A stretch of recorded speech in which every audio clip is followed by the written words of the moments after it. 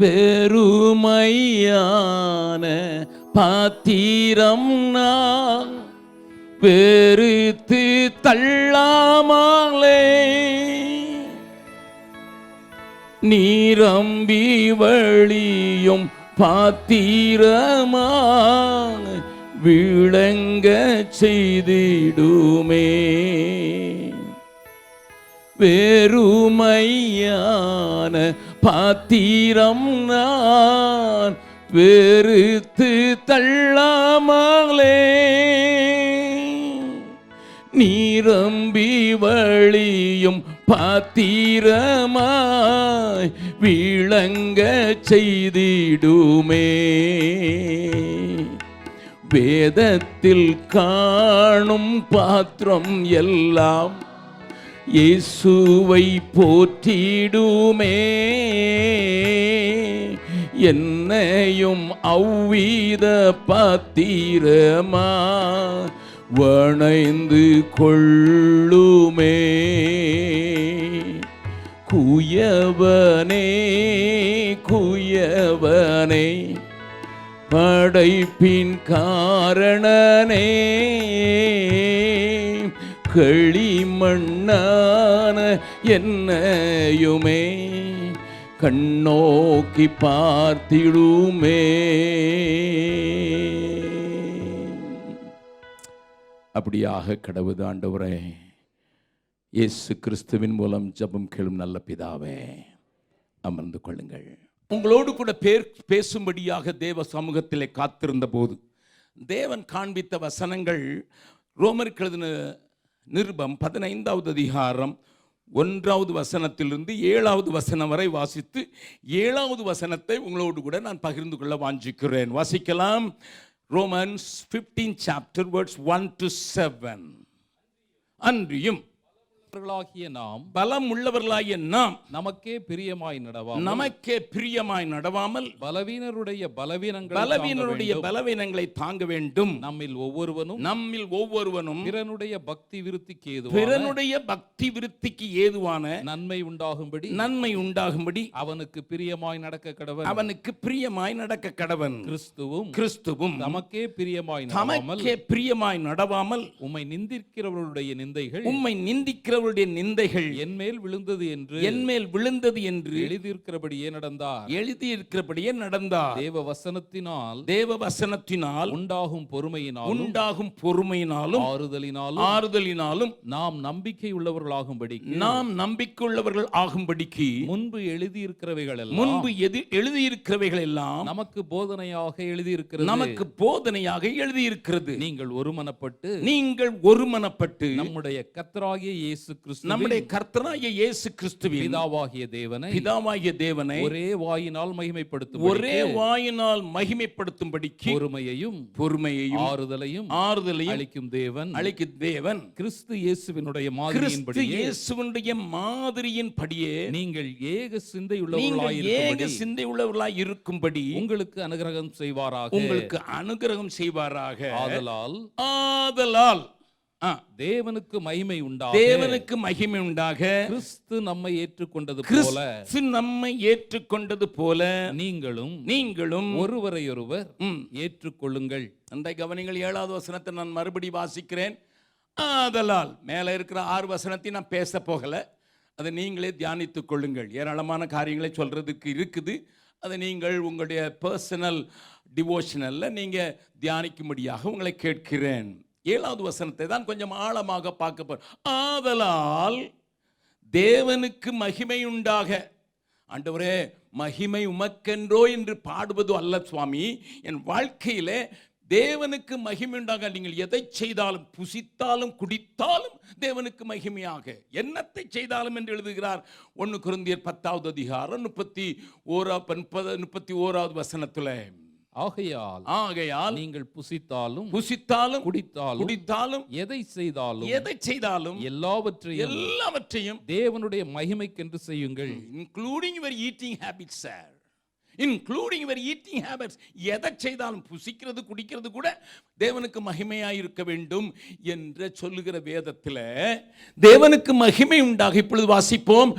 அந்த ரோமர் 15:7 வாசிக்கலாம். ஆதலால் தேவனுக்கு மகிமை உண்டாக, தேவனுக்கு மகிமை உண்டாக, கிறிஸ்து நம்மை ஏற்றுக்கொண்டது போல, கிறிஸ்து நம்மை ஏற்றுக்கொண்டது போல. கொஞ்சம் நிறுத்துங்க. எப்படி ஏற்றுக்கொண்டாரு? நீங்க இருக்கிற வண்ணமாகவே ஏற்றுக்கொண்டார். that is a beauty of the gospel. உங்களுக்கு இந்த கதை எல்லாரும் சொல்லியிருப்பாங்க பிரசங்கிமாரெலாம். ஒருத்தனுக்கு ஒரு பெரிய போட்டியில் ஒரு நல்ல பிக்சரை கொடுத்தா அதை போட்டியில் கொடுக்கணும்னு சொல்லிட்டு ஒரு ஆளை தேடிக்கிட்டே இருந்தான். கடைசியில் ஒரு பிச்சைக்காரன் கிடைச்சான். தலையெல்லாம் பரட்டை, எண்ணெய் போடலை, சரியாக சட்டை இல்லை, அழுக்கு, அவங்க முகத்துலலாம் அந்த குளிக்காதனால உண்டான எல்லாம் தாடி ஒரு மாதிரி இருக்குது, மீசை ஒரு மாதிரி இருக்குது. அவனை ஃபோட்டோ எடுத்துருக்கிறதுக்காக இங்கே வச்சா நல்லா இருக்காது, லைட் வராது, நான் ஜெயிக்கணும், போட்டியில் ஜெயிக்கணும்னு சொல்லி அவனை நாளைக்கு என் ஸ்டுடியோவுக்கு வான்னு சொன்னான். வர்றதுக்கு ஒரு 500 ரூபாயும் கொடுத்துட்டான். எங்கே இருக்குன்னு அட்ரஸும் கொடுத்துட்டான். நாளைக்கு காலைல 9 மணிக்கு உனக்காக காத்திருப்பான்னு சொன்னான். இவனுக்கு ஒன்றுமே விளங்கலை. நம்மளே ஃபோட்டோ எடுக்கிறது கூட ஆட்கள் இருக்காங்களா? நம்மளையும் ஃபோட்டோ எடுக்கிறதுக்கு ஆட்கள் இருக்கா? அவன்கிட்ட சொல்லலை, நான் உன்னை ஒரு காம்படிஷனுக்காக ஃபோட்டோ எடுக்கிறேன்னுட்டு. அவன் பெரிய ஃபோட்டோகிராஃபி இல்லை பெரிய கை தேர்ந்த ஒரு போட்டியில் அவன் பங்கு பெற விட்டுட்டு அடுத்த நாள் காலையில் அவன் ட்ரீம் பண்ணுறான், நம்ம ஃபோட்டோ தான் ஜெயிக்க போகுது. ஏன்னா I am going to have a man with all the poverty, embodiment of poverty, தரித்திரமே உருவான ஒரு மனுஷனாக இருக்கிறான் அப்படின்னு எம்பாடிமெண்ட் ஆஃப் பவர்ட்டி எடுக்க போகிறேன்னு சொல்லிட்டு அவன் காத்திருந்தா. ஒரு ஆள் நல்ல சட்டை, ஒன்று புது சட்டை போட்டுக்கிட்டு தாடி மீசெல்லாம் எடுத்துட்டு வந்து நின்று ஐயாங்கிறான். யார் ஐயா பார்க்கணும்? உங்களை தான் ஐயா, நீர் தானே நேற்று 500 ரூபா கொடுத்து வான்னு சொன்னீர், அதனால் பார்க்க வந்திருக்கேன். நல்லா ஷேவ் பண்ணிவிட்டு புது சட்டை ஒன்று வாங்கிக்கிட்டு இலையில எண்ணெல்லாம் போட்டு நீட்டாக ஃபோட்டோ எடுக்க போகிறீங்களா, கொஞ்சம் ஒழுப்படியாக இருக்கட்டும் வந்தையா. கொஞ்சம் போடாவும் அப்படியே திரும்பி போயிரு. நீ இருக்கிற வண்ணமாக வாணும் தான் நாங்கள் வாங்கிட்டு 500 ரூபா கொடுத்தேன். நீ என்னடா வேஷம் போட்டு வந்திருக்கிற. பக்கத்தில் இருக்கும் சொல்லுங்கள், உங்களை சொல்லலை சொல்லி இதை உங்களை சொல்லலைன்னு சொல்கிறதுக்கு என்னையா உங்களுக்கு கஷ்டம்? ஆண்டவட்ட வரும்போது ரொம்ப ஒரு அப்படியே ஃபேர் அண்ட் லவ்லி எல்லாம் தாண்டி இங்கே வரும்போது பார்த்தா அப்படியே ஒரு வேஷம் போட்டு வந்திருக்கேன். ஆண்டவரே, no no no no no, the Lord accepts you as you are. பாவிகளாயிருக்கையில், துரோகிகளாயிருக்கையில், சத்துருக்களாயிருக்கையில் அவர் நம்மில் அன்பு கூர்ந்தார். நம்புகிற மாத்திரம் அல்லேலூயா சொல்லலாமா? That is my Jesus. கிறிஸ்து நம்மை ஏற்றுக்கொண்டது போல அந்த இளைய குமாரன் திரும்ப வரும்போது கூலிக்காரனை போல வச்சிங்க, டெய்லி லேபரராக தான் கேட்டான். பெர்மனண்ட்டாக வீட்டில் வச்சு வேலைக்காரனான் இல்லை. வேலை நீங்கள் அந்த லூக்கா 15வது அதிகாரத்தில் வாசிக்க பார்க்கலாம். அந்த வசனம் எல்லாம் தெரிஞ்சிருக்க வேணும். லூக்கா 15வது அதிகாரம்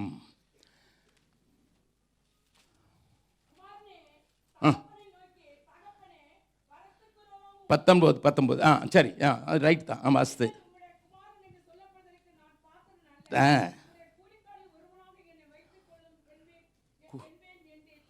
கூலிக்காரனுக்கும் சம்பளக்காரனுக்கும் என்ன வித்தியாசம்? சம்பளம்னா பெர்மனண்டாக அவனுக்கு 30ஆம் தேதியோ இல்லை 1ஆம் தேதியோ சம்பளம் போடுவாங்க. கூலிக்காரனா டெய்லி லேபர். டெய்லி லேபராக இருக்கிறதுக்கு தான் கேட்டான். லிசன், கூலிக்காரனை வச்சிங்க ஆண்டவரே, என்ன கூலிக்காரனை வச்சிங்க. அவ்வளத்துல மோசமான ஒரு நிலைமையில் தான் வரான். ஆனால் தகப்பன் அவனை தூரத்திலே கண்டு ஓடி அணைத்து கொண்டு முத்தமிட்டு பேச விடலை. Listen, that is my Jesus, that is my Jesus. அதுதான் என் இயேசு.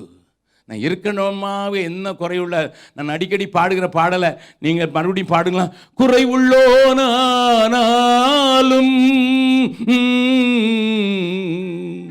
கூடவே இருக்கின்றீ, நிறைவாம் பள்ளத்தாக்கில்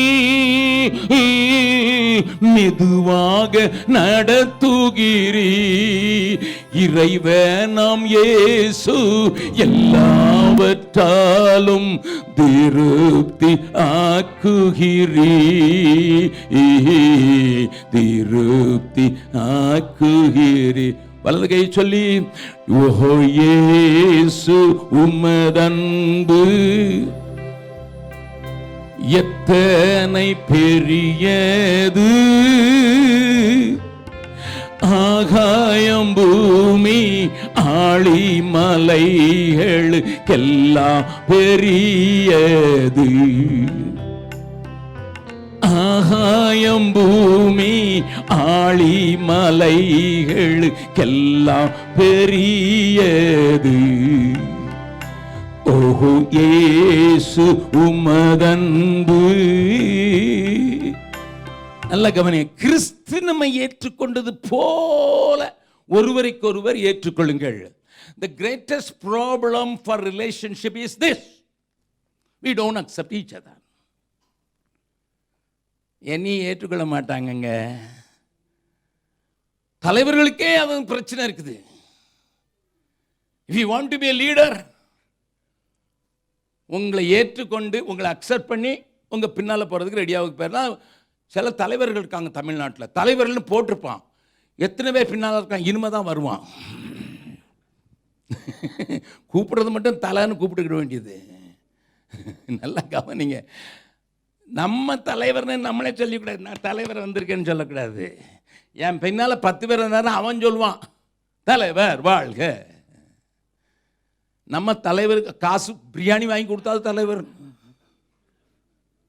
சபையில் என்ன வாங்கி கொடுக்கான்னு தெரியாது, எனக்கு தெரியாது. நீங்கள் எனக்கு நான் வாங்கி கொடுத்து பழக்கம் இல்லை. Listen, if you want to be a leader, you must be accepted and you must be able to accept others. ரெண்டும், உங்களையும் ஜனங்கள் ஏற்றுக்கொள்ளணும், நீங்களும் ஏற்றுக்கொள்ளணும். கணவனும் மனைவியும் ஒருத்தர் என்ன சொல்லணும், அது நிச்சயம் நம்மளுக்கு. இவளை ஏற்றுக்கொள்கிறாயா? அவன் உள்ளே சொல்லுவான், வேற வழி இல்லை. அது கல்யாண நாளில் கேட்க மாட்டாங்க, முன்னாலே கேட்டுருவாங்க, இவனை ஏற்றுக்கொள்கிறாயா? பொண்ணு சொல்லுவா, வேற ஆள் மேலாம் கண் இருந்தது, அப்பா அம்மாவுக்கு பயந்து ஏற்றுக்கொண்டேன்.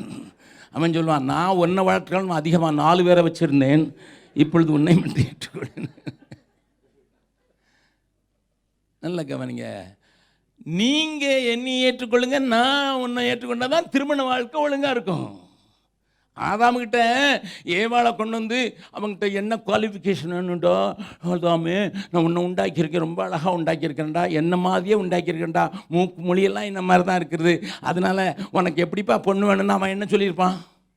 ஹைட் இவ்வளோ இருக்கணும், வெயிட் இவ்வளோ இருக்கணும், இடுப்பு இவ்வளோ சைஸ் இருக்கணும், மின்னல் கொடி அளவாய், அப்படிலாம் அவன் குவாலிஃபிகேஷன் போட்டு இவ்வளோ நாலேஜபிளாக இருக்கணும், இவ்வளவு அடக்க ஒடுக்கமாக இருக்கணும். ஏன்னா அவன் பொண்ணை பார்த்ததில்ல, பொண்ணுங்கிறதே பார்த்ததில்ல. அப்போ எப்படி இருக்கணும்னா அவங்ககிட்ட பார்த்தாரு, நல்லா தூங்குடா, அயர்ந்த நித்திரை. ஏன்னா இவன் தூக்கத்தில் இழை எழுந்திரிச்சா கூட கொஞ்சம் இப்படி மாற்றும் அப்படின்னு சொல்லிடக்கூடாது, நான் செஞ்சுக்கிட்டு இருக்கும்போதே மாற்றிடக்கூடாது, எனக்கு இவ்வளோ எடுப்பு பிடிக்காதுன்னு சொல்லிடக்கூடாதுன்னு சொல்லி நல்ல தூக்கம். அது பிறதான் பார்க்குறான், ஒரே ஆச்சரியம், எதுக்கு நாட்டு வர something new has come into my garden, என் கார்டனில் புதுசாக ஒன்று வந்துட்டேன், என்னய்யா? உனக்கு தான்டா, உனக்கு தான். உடனே எலும்புக்கு எலும்பானவள் உடனே கவிதை பாட ஆரம்பிச்சிட்டான். ஏற்றுக்கொள்ள வேண்டும். If you want to have a right relationship in your family, in the church, in your work, in your ministry, this is the little truth, but the primary truth. நல்லா கவனிங்க, இன்னைக்கு குடும்பத்திலையும் சண்டை, சபைகளிலும் சண்டை, குழுக்களிலையும் சண்டை, வேலை செய்கிற இடத்துல நான் ஏற்றுக்கொள்ளல. புதுசாக ஒரு ஆளை மேனேஜராக போட்ட உடனே எல்லாரும் பார்ப்பான், தட்டி பார்ப்பான். இல்லை, நீங்களாம் வேலை செய்யாத மாதிரி தெரியுதே. ஆமாம், புதுசாக ஒரு சூப்பர்வைசர் போட்டான்னா, எப்படிடா சூப்பர்வைசர் எப்படி இருக்கிறாரு, மூஞ்ச பார்த்தாலும் சரியில்லை, நம்மளே சொல்லிடுவோம். கட்டுக்கட்டுன்னு இருப்பார் போல், ரொம்ப ஸ்ட்ரிக்டாக இருப்பார் போலன்னு நம்மளே. அதனால் உள்ளே ஏற்றுக்கொள்கிற மாதிரி அந்த புது ஆள் நடந்தாதான் வேலை நடக்கும். So acceptance is the key for a good relationship. இப்போ நான் ஒருத்தரை 2 பேரை நான் உங்களுக்கு காட்டி கொடுக்க போகிறேன், வேகமாக காட்டி கொடுக்க போகிறேன். என் கூட வேகமாக வந்துருங்க. ஆமாம், மோசேயும் ஆரோனையும் உங்களுக்கு காட்டி கொடுக்க போகிறேன். என் கூட திருப்புங்க. யாத்ராகமங்களின் புஸ்தகம் 4வது அதிகாரம். யாத்ராகமங்களின் புஸ்தகம் 4வது அதிகாரத்தில் அவன் சொல்லுகிற காரியத்தை பாருங்க. ஆண்டவர் மோசையை பார்த்து 3வது அதிகாரத்தை வீட்டில் போய் வாசித்துருங்க. அங்கே 3 காரியம் சொல்கிறாரு. என்ன சொல்கிறாரு தெரியுமா? வாசிக்கலாம். முதலாவது 6வது வசனம், 3வது அதிகாரம் 6வது வசனம்.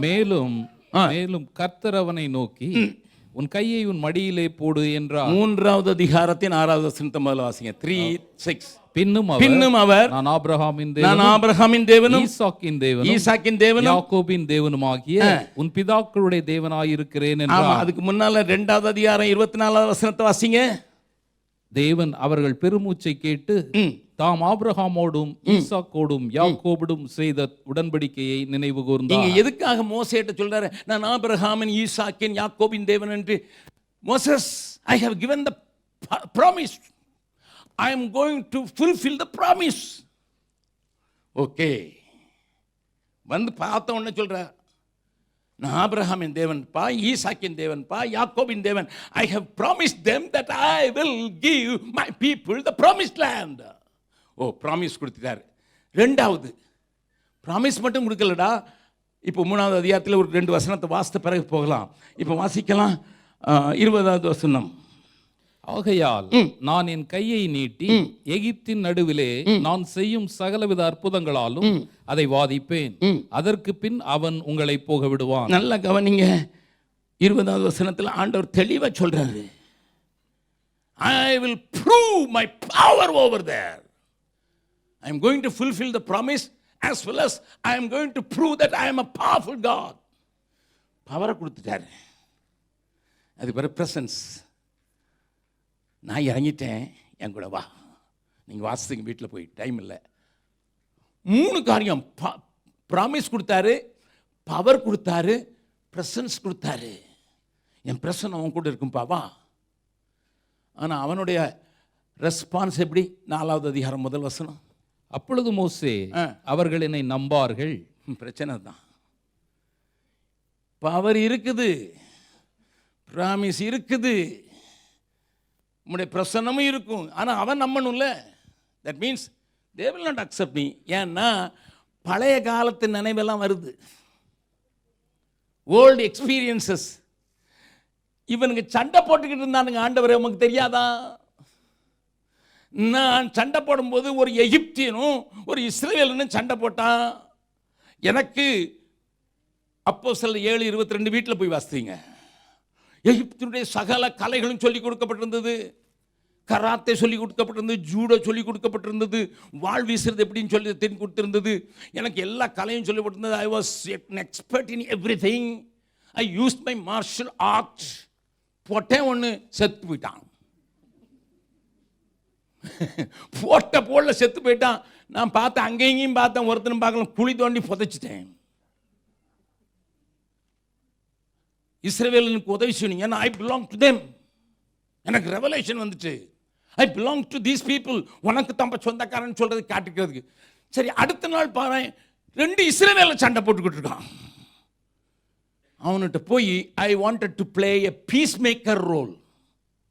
பேஸ் மேக்கர் இல்லை, தெர் இஸ் எ டிஃபரன்ஸ். நேரம் இல்லை இதெல்லாம் சொல்றதுக்கு. பேஸ் மேக்கர் என்ன சொல்லுவார், பீஸ் மேக்கர் என்ன சொல்லுவார். Piece maker role. 2 பேரும் சண்டை போடாதீங்கப்பா, 2 பேரும் சகோதரர்ல. ஒருத்தன் உடனே எகிர்னான். என்ன சொன்னான் தெரியுமா? யோ, நேற்று நடந்தது தெரியாதுன்னு இருக்கா. இவன் இங்க இருந்து பார்த்தான், ஷாக் ஆகிட்டு ஓடியே போயிட்டான். ஞாபகம் வருது, நீர் பவர் கொடுத்து என்ன பிரயோஜனம், நீர் கூட வந்து என்ன பிரயோஜனம். அவன் போன உடனே சொல்லான், கொலகாரன் வாரான் பாரு, அப்படித்தானே சொல்லுவான். ஓடி போனவன் வாரான் பாரு. ஓடி போனவன் திரும்ப வந்தான், போன மச்சான் திரும்பி வர்றான் போல தெரியுது. யாராவது இங்கே இந்த யூஏஏ வேண்டாம், துபாய் வேண்டாம், ஷார்ஜா வேண்டாம், அபுதாபி வேண்டாம்னு சொல்லிட்டு போயிடுவாங்க திடீர்னு கோவிச்சுக்கிட்டு. மறுபடியும் அங்கேருந்து மெல்ல எட்டி பார்ப்பாங்க. நீங்கள் என்ன சொல்லுவீங்க? நீங்கள் என்ன சொல்லுவீங்க?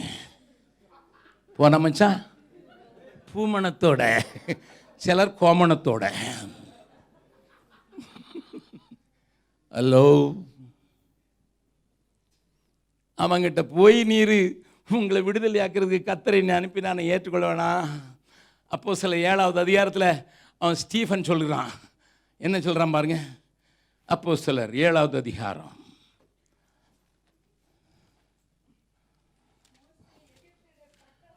நல்ல அது 7:22 வாசிக்க சொல்ல உங்களை.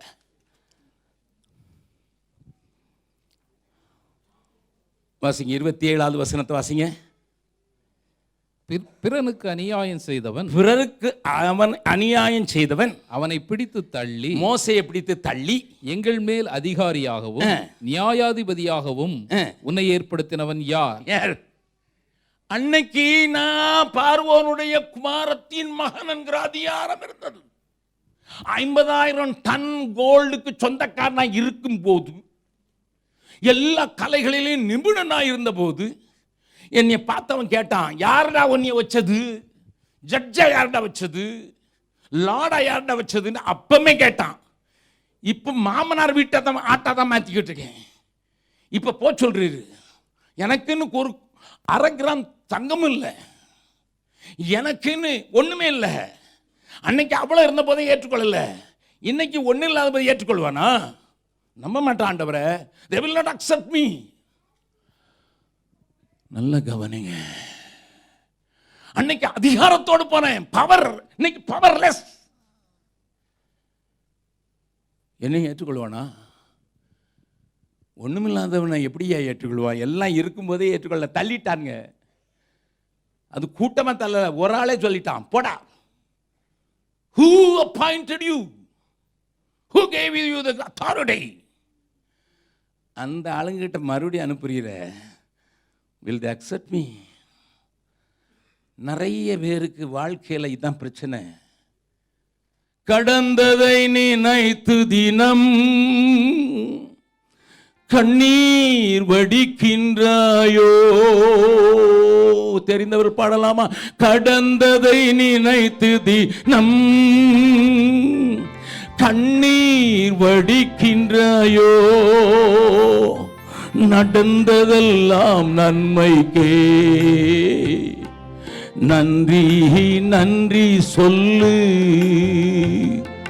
நடந்ததெல்லாம் நன்மைக்கே, நன்றி நன்றி சொல்லு. ஆஹா ஆனந்தம் பேரானந்தம் என் அருணாதர் சமூகத்திலே. ஆஹா ஆனந்தம் பேரானந்தம் என் அருணாதர் சமூகத்திலே. போராடும் என் நெஞ்சமே, புகலிடம் மறந்தாயோ? பாராளும் இயேசு உண்டு, பதறாதே மனமே. போராடும் என் நெஞ்சமே, புகலிடம் மறந்தாயோ? பாராளும் இயேசு உண்டு, பதறாதே மனமே. ஆண்டவரே விட்டுருங்க, விட்டுருங்க. என்ன நம்ப மாட்டாங்க. முதல் 3வது அதிகாரம் சொல்லலாம், உங்க பேரே எனக்கு தெரியாது. அவர் இப்போ பேரை சொல்லக்கூடாதா? ஐ ஆம் தட் ஐ ஆம். இது என்னடா? ஐ ஆம் தட் ஐ ஆம், ஐ ஆம் தட் ஐ ஆம். இது என்ன? What is this? பக்கத்தில் கேளுங்க. ஐ ஆம் தட் ஐ ஆம். உங்களுக்கு புரியுதா?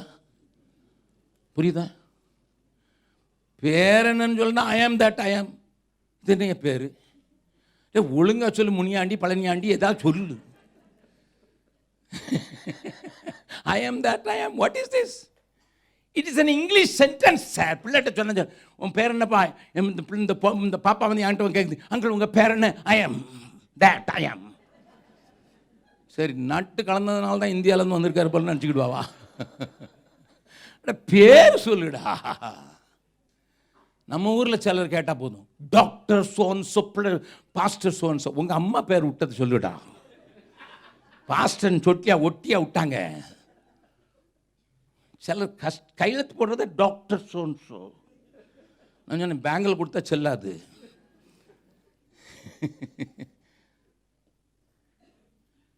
ஒன்றும் புரியல ஆண்டவரை, எனக்கே புரிய மாட்டேங்குது, அவங்களுக்கு எப்படி புரியும்? நான் சொன்னேன்னா என்னையும் நம்ப மாட்டாங்க.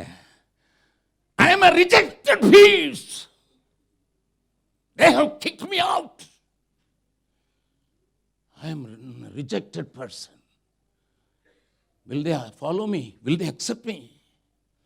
இங்கே இருக்கிறவங்கள நீங்கள் நினச்சிக்கிட்டு இருக்கலாம், என்னை தள்ளினாங்க, தள்ளப்பட்ட கல் நான் எடுத்து நிறுத்தினேன்.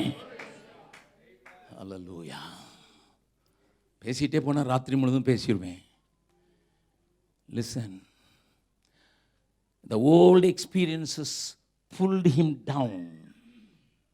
The old things 40 yearsக்கு முன்னால் நடந்து கூட மறக்க மாட்டேங்குது. பக்கத்தில் உங்கள் கையை பிடிச்சி சொல்லுங்க, நான் சொல்கிறத சொல்லணும். கையை பிடிச்ச பிறகு தானே சொல்லுவேன். உங்கள் சப்கான்ஷியஸ் மூளையில் ரெக்கார்டு போட்டிருக்கிறதெல்லாம் எடுத்து போடுங்க வெளியே. திடீர்னு ரீப்ளே போடுறீங்களா என்னத்துக்கு? திடீர்னு ரீப்ளே போட்டு விட்டுறது. அன்னைக்கு நீ இப்படி தானே பேசுனடி, இன்னைக்கு இப்படி தானடி சொன்னேன், உங்கள் அப்பன் இப்படி சொல்லலையா? அடேப்பா, உங்கள் அப்பன் சொன்னது உனக்கு அதெல்லாம் ஞாபகம் இருக்குது. உங்கள் அப்பன் ஒழுங்காக பேண்ட் போட தெரியாதவன்னு கட்டி கொடுத்துருக்கேன்னு சொன்னேன், அது ஞாபகம் இல்லை உனக்கு. ஏன்னா பேண்ட்டிங்க கிடக்குது, அதனால சொல்கிறார். ஒழுங்காக பேண்ட் போட தெரியாதவன் என் பிள்ளையை கட்டி கொடுத்துட்டேன்னா உங்கள் மாமனார் சொன்னது கேட்காது.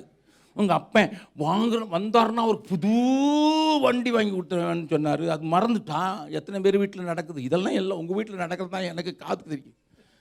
எல்லாருக்கும் 5G, எனக்கு 7G. Hallelujah, hallelujah, hallelujah. All the old things are replayed and replayed, and Moses' mind is தள்ளப்பட்டவன். என்ன நம்ப மாட்டாங்க. உன்னை நம்பலையா? சரி, கையில் இருக்க கீழே போட்டா கோல் பாம்பாயிடுச்சு, பயந்து ஓடுறான். வாழை பிடிடா, உன் வாழ்க்கையை தலையில மாட்டினும்டா. நான் ஒரு பாடலை பாடினது உங்களுக்கு ஞாபகம் இருக்கும். அற்பமான வாழ்வு அற்புதமாய் மாற. இப்படி பிடிச்சி இந்த பூவில் கீழே போட்டு வாழை பிடிக்க விட்டார். தலைகள் வந்துட்டு, I will make you upside down. ஆமாம். அடுத்தால மந்திரவாதியும் போட்டானே. சரி, இவன் தான் மந்திரம் படித்தவன் தானே. எகிப்தில் இருக்கும்போது இவரும் மந்திரம் படித்தவன் தானே. அங்கே முதல் மந்திரமே கோலை போட்ட பாம்பாகிறதான்னு சொல்லி கொடுத்தான். நான் எகிப்தில் போய் இதை போட்டேன்னா அவன் வந்து என்ன செய்யும்? சரி, கையை மடிக்குள்ளே போடு. குஷ்டம் வந்துச்சு, மறுபடியும் போடு. செய்யணும். நான் செகண்டு அற்புதம் செய்கிற ஆளுடா. உன் கூட நான் வரேன். உள்ளே போட்டாலும் அற்புதம், வெளியே எடுத்தாலும். அதனால தான் அவர் பார்த்து சொன்னார், பக்கத்தில் உங்கள் கையை பிடிச்சுடுவேன். நீங்கள் வெளியே போனாலும் ஆசீர்வதிப்பார், உள்ளே வந்தாலும் ஆசீர்வதிப்பார். நீ போகையிலும் ஆசீர்வாதம் ஆயிருப்பாய். இதை காட்டுறார் ஆண்டவர். ஒன்று அப்படி தான்டா மாற்றிருக்கேன், ஒன்று போகும்போதும் வரும்போதும் ஆசீர்வாதம் மாற்றிடுறேன்டா. கொஞ்சம் தைரியம் வந்துட்டு. ஆனால் பார்வோன்ட்ட போய் எப்படி சொல்கிறது? மொட்டை அடிச்சிங்கனோடு கொஞ்சம் குடிமை வச்சுருப்பான் அவன். நீங்கள் 10 commandments பார்த்தது இல்லையா? பரிசுத்தவான்களா? அவன் அவன் அவன் வச்சதான் நம்ம இந்தியாவில் வச்சுருக்கான் குடிமை. அவன்கிட்ட போய் சொல்கிறீர.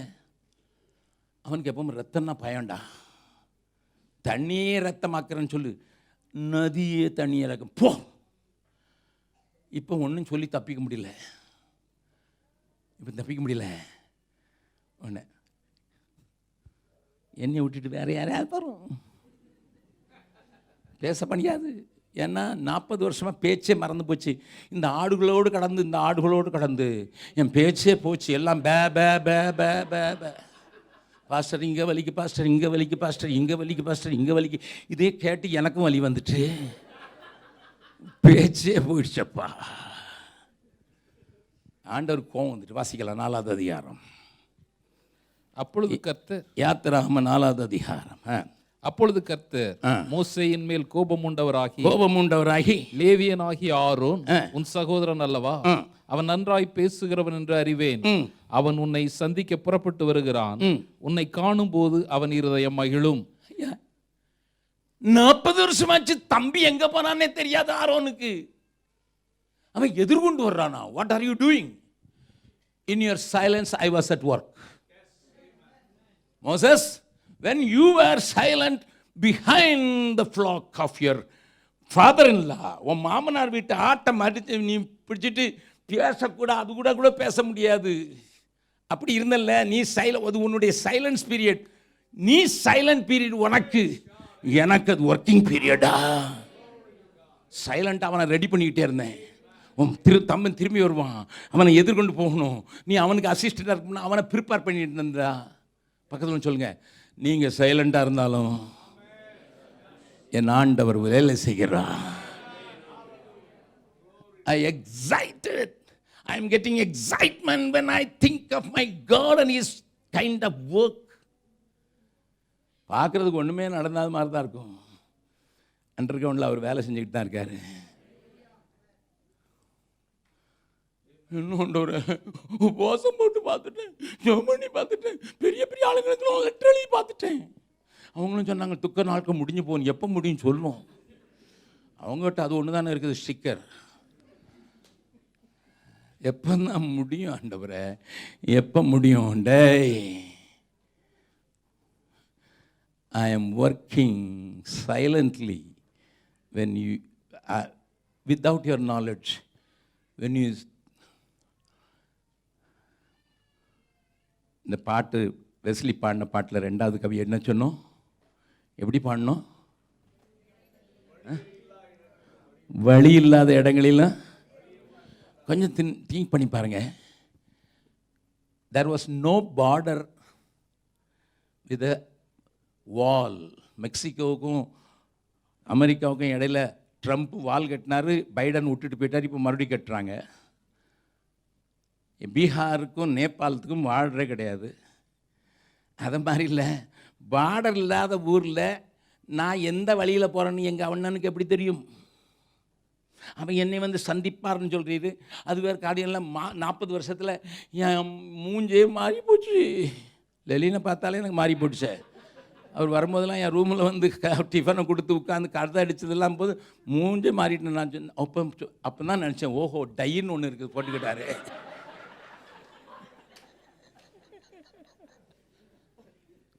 நாங்கள்லாம் டை அடிக்கிறதுக்கு பலன் இல்லை, டெய்லி சாகிறதுக்கு பலன் இல்லை. லிசன், 40 வருஷம் கழிச்சு வரான் தம்பி, வாரான்னு சொன்னா எப்படி இருப்பானோ? Can you just imagine? 40 years ஆச்சு.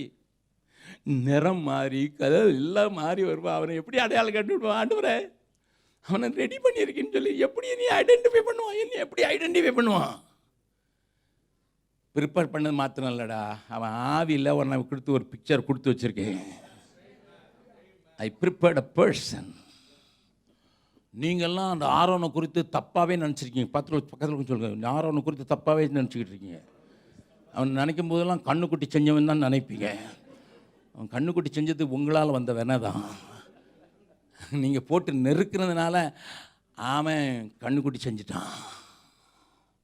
Otherwise he was a good man. A man with a sensitive heart to God. 40 வருஷம் அண்ணன் அவன் தம்பி வரான், இந்த வழியாக போவான். நேராக போய் கட்டி பிடிச்சி வாடா தம்பின்னு சொன்ன உடனே உன்னை பார்த்து அப்படியே அவனும் கழிக்கூறணும், நீனும் கழிக்கூறணும். அப்படி என்னுடைய தாயோடு பிறந்த ஒரு மாமா இருந்தார். அவருக்கு பேர் ஹென்றி. எங்கள் அம்மா அடிக்கடி சொல்லுவாங்க, எனக்கு ஒரு அண்ணன் இருந்தார் ஹென்றி ஹென்றி ஹென்றிமாரு. நான் கேட்டேன் ஒரு நாள், ஹென்றிங்கிற எங்கே தான் இருக்கிறாரு? சென்னையில் இருக்கிறான்னு சொன்னாங்க. வீட்டை விட்டு 16 வயசுல காணாமல் போயிட்டார்.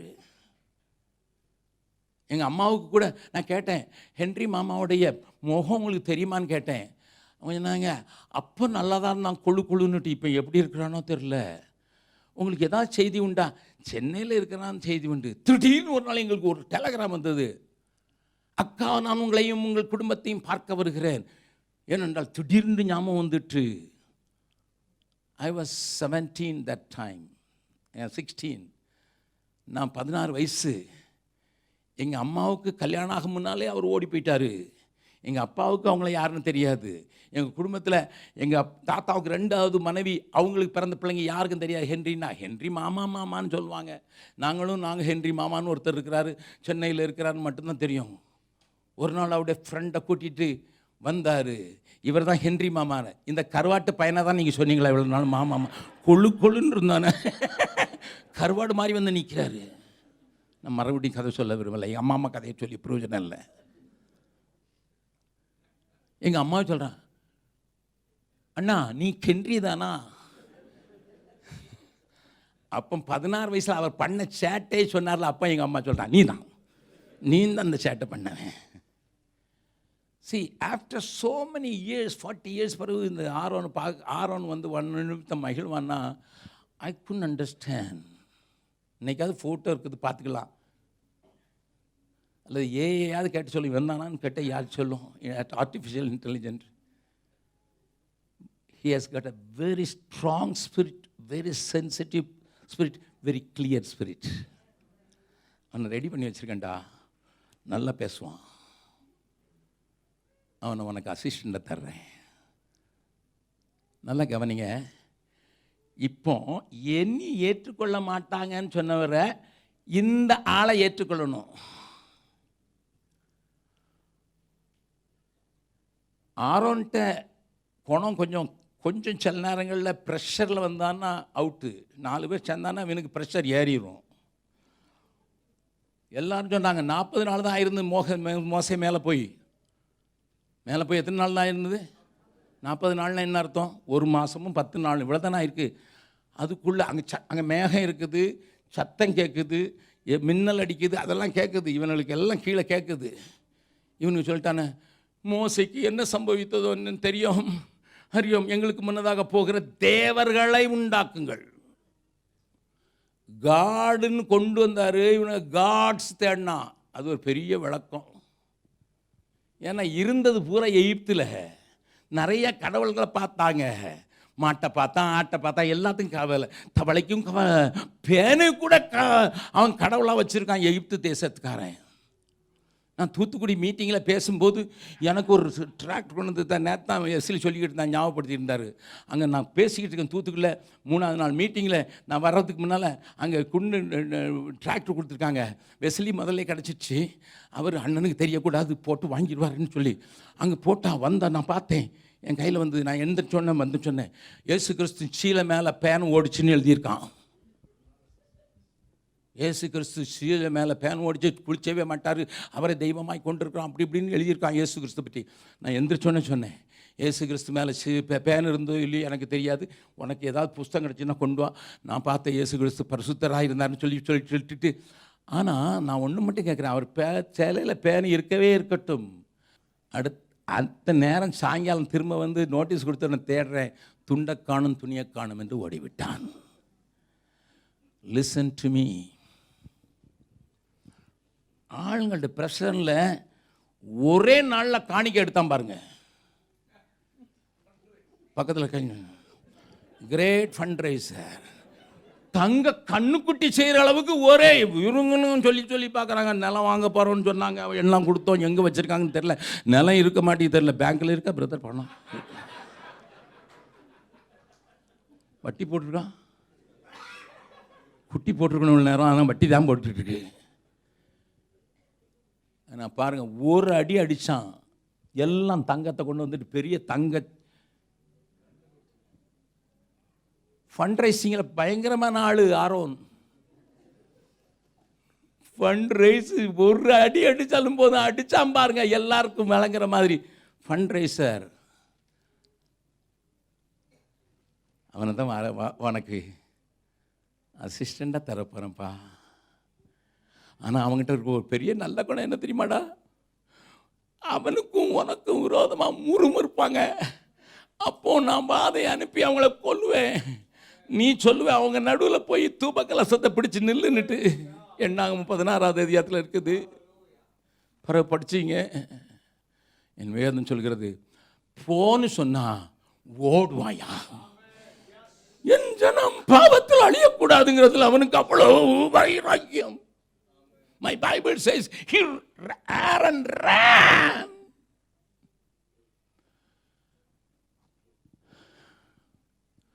ஜனத்தின் மேலே பாசம் உள்ளவன், ஜனத்துக்காக வாழ்றவன், ஜனம் அழியக்கூடாதுங்க ரொம்ப கவலையாக இருக்கா. அவனை ரெடி பண்ணி வச்சுருக்கேன்டா, உங்கள் அக்காவையும் ரெடி பண்ணி வச்சுருக்கேன். நீ ஆற்றுல போடும்போது ராணி கையில் கொண்டு தூக்கி கொடுத்தல, அந்த அக்காவும் ரெடியாக இருக்கா. இப்பந்தான் மோசேக்கு தன்னை ஏற்றுக்கொள்ளவும் தன்னை அவர்கள் எதிர்பார்க்கிறார்கள் என்றும் விளங்கிற்று. அதுக்கு கண்டிஷன், நீயும் ஏற்றுக்கொண்டா. பக்கத்தில் உங்களை இப்போ கையை பிடிச்சி முகத்தை பார்த்துக்காளுங்க. நீங்கள் மற்றவங்களை ஏற்றுக்கொள்வீங்களா? அப்பந்தான் உங்களை ஏற்றுக்கொள்வாங்க. We find it difficult to accept people. We find it difficult. மனைவியை ஏற்றுக்கொள்ளாத கணவன் வீட்டில் இருந்துகிட்டே சொல்லுவான், நான் மட்டும் பார்த்துருந்தேன்னா கெட்ட மாட்டேன், கிழவனை அனுப்பி பார்த்துட்டேன் அப்பாவை.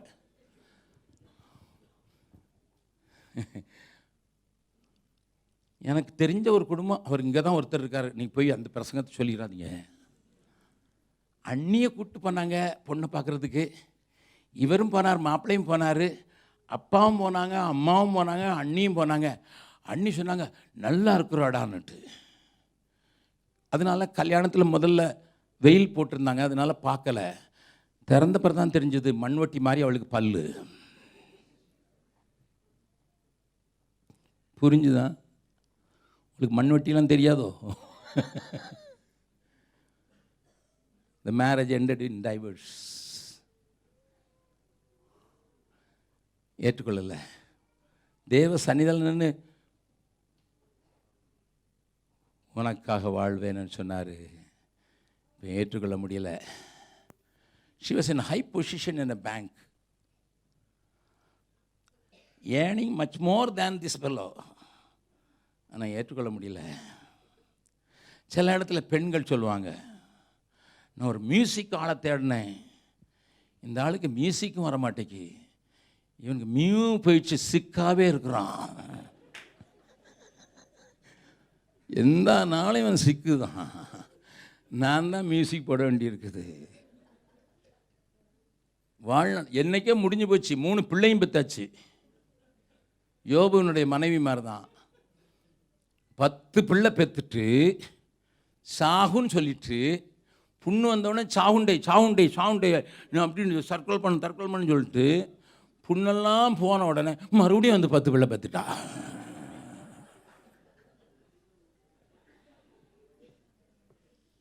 Let me ask a straight question. The Spirit of the Lord is impressing me. There are a lot of families here unable to accept your wife as she is, unable to accept your husband as he is. And in the church,